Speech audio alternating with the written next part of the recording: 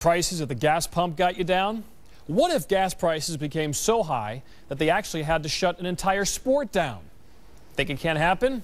Well, that was the case in the early 1970s. Roller derbies' popularity was at an all-time high, but they operated like a big traveling circus, and the cost of gasoline and all that travel became too much. They had to shut the derby down.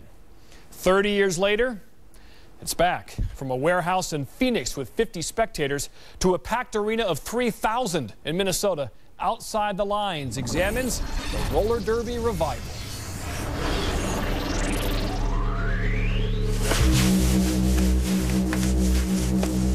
It's the first thing I think about in the morning and the last thing I think about before I go to bed. There's a real kind of like underground grassroots kind of thing. I think it's something that every woman can do. It's like a carnival ride. Something that every woman has in them. It's an amazing feeling. It gives you a certain kind of freedom that not everybody gets a chance to have. You get out there and you're just a different person. Okay, the first thing you need to know is this is not your parents' roller derby. Get up, hello! Roller derby was very different. It was basically a WWE kind of thing. It was planned plays. It was mostly fake. It's just funny to me that people used to buy that, I guess. I guess people still buy fake wrestling. I've been following roller derby and writing about it for the past 2 years. And whether it's the outfits or the alter egos, the biggest question I always get is, who are these girls? You're listening to 89.3 The Current from Minnesota Public Radio. I'm a radio DJ. I'm a spacesuit test engineer at NASA Johnson Space Center. This is not all the waste movement you can get. I'm a business development analyst. Parts and service supervisor. Certified massage therapist. I am a mother to 5 beautiful girls. Love you. Have a good day. I'm a full-time student. I'm an administrative assistant, and I deliver pizzas for a living. $3, man. That's the money shot right there. $3. If there's one thing that you can not change in your life, it's what your parents named you. So if you make a name for yourself, you know, my name is Honey Homicide. I have to live up to being sweet and killing people. Day after a game, you can't put Homicide back in. She comes out and like someone's trying to give you at work, and you're just like, nope, not today. Roller derby as a sport is pretty simple. The jammer is the person who makes the points, and they're the sprinter. She gets points for passing, 1 point for each person she passes on the opposing team. So there's going to be 4 people trying to kill her, 4 people trying to help her. And that's it. It takes a lot of energy because you're trying to get through the pack and dodging people and trying not to get hit. I feel like Frogger, you know, kind of got not to get hit by all the cars as you're going through the pack. You're not supposed to grab people with your hands. You can't straight arm anybody. You're not supposed to hit above the neck. You're not really supposed to hit below the knees. People will just grab onto you like this, or they'll grab you by the arm. 1, 2, 3, 4. The modern day roller rebirth happened about 2001. It was an all-female grassroots revival in Austin, Texas that basically spawned a global phenomenon. Worldwide, there are close to 300 amateur roller derby leagues, and in the U.S. alone, there are well over 200 all-female leagues.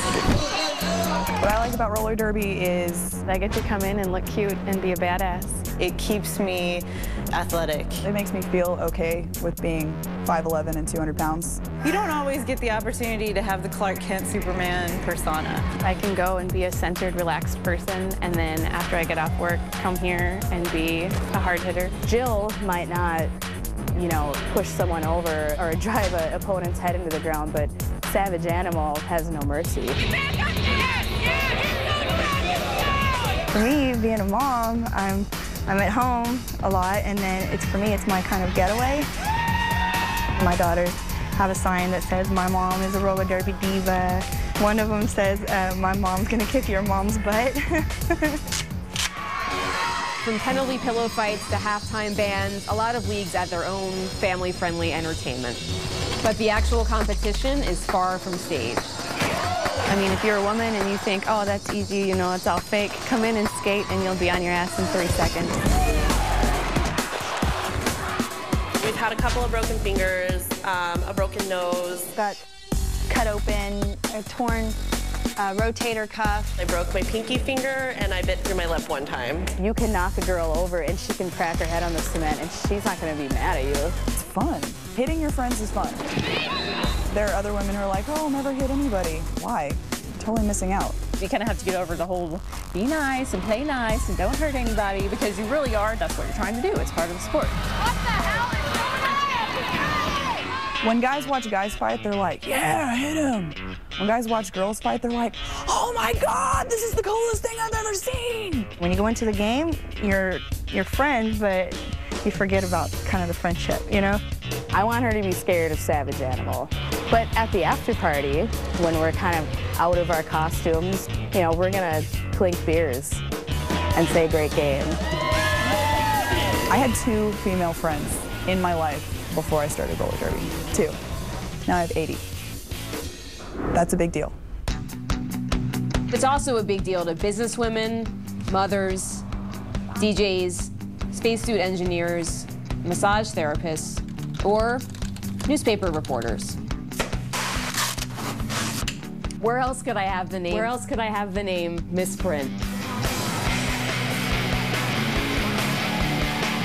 Miss Print is a little more showy, a little more unafraid, courageous than Lauren is. I think all of the girls are their alter ego. It's who they are, it's who they want to be.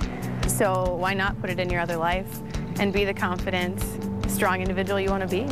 I can't tell you how many times I'm in a business meeting. I have no business speaking up about something, you know? It's not my role, I'm not a manager, and I do it anyways because I know what I'm talking about and I have that confidence to do that. And I know it's because, well, roller derby.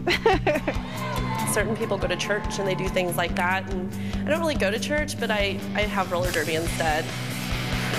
I think the thing that really cinches it for me is that you get to see women being beautiful and sexy, but you never forget that they could probably kick your ass. Need more proof that roller derby has gone mainstream? Actress Drew Barrymore is making her directorial debut this year on a movie all about roller derby called Whip It. Her lead actress? How about Juno star and Oscar nominee Ellen Page?